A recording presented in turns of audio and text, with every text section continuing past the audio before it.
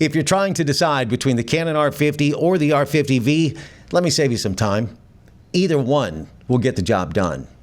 My name's Bo, and I know video. If you're new to content creation, you might be making the mistake of thinking these two cameras are basically the same camera, right? No, not even close. These two cameras might look similar on paper, but in real-world use, these are two completely different tools. And if they're actually for two different style creators as well.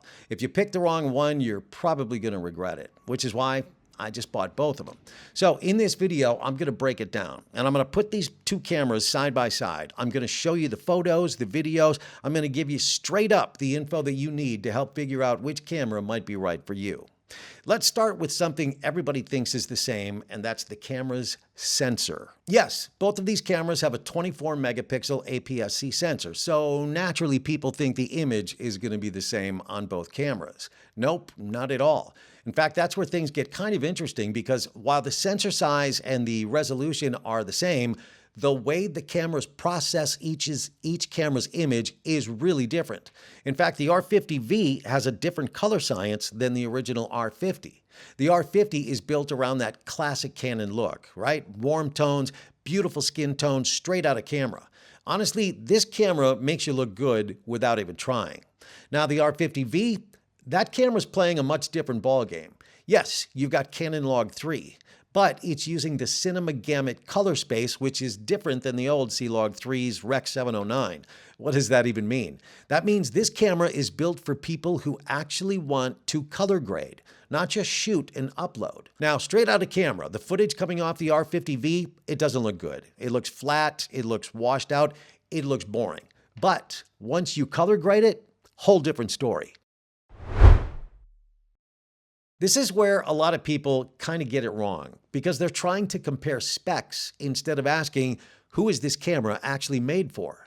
The Canon R50, hands down, one of the best beginner content creator cameras under $800. You just turn it on, you hit record, and everything just looks good.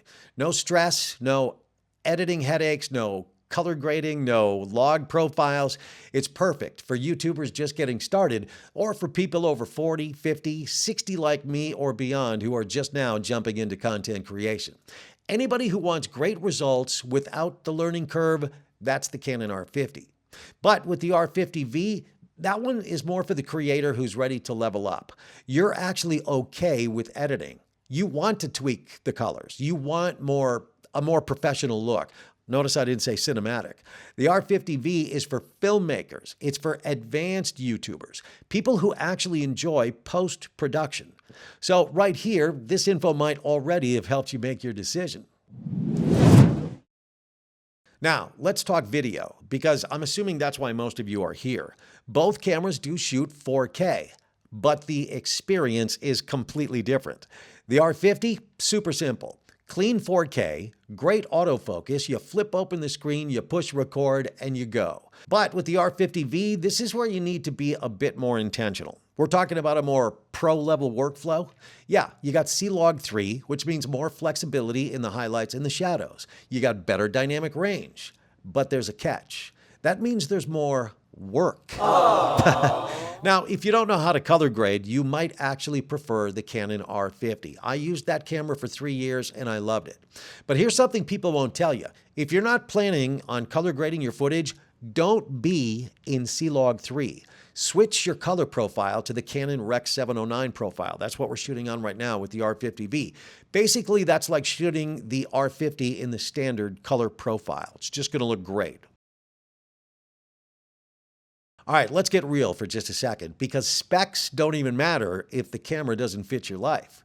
Now, if you're somebody who just wants to turn on a camera, talk to it, upload it to YouTube, the R50 is your best buddy. It's fast, it's easy, it's reliable, and honestly, like I said earlier, it just makes everything look great without trying too hard.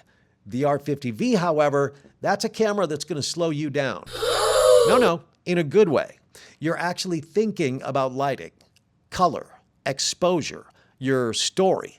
It's actually more intentional. Now, not everybody's going to want that, and that's okay.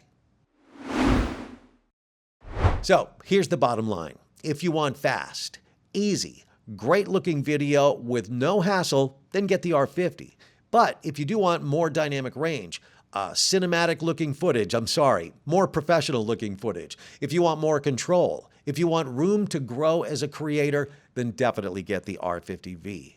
Neither one of these cameras is better than the other, they're just different. And here's the truth. The best camera of the two is going to be the one that you actually use, because that camera sitting on the shelf, that doesn't help grow your channel.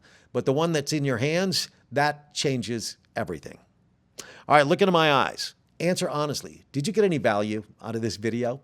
Because if you did, could you do an old guy a solid and hit the like button? I sure would appreciate it. That'll get YouTube to show this video to other noobs like some of you.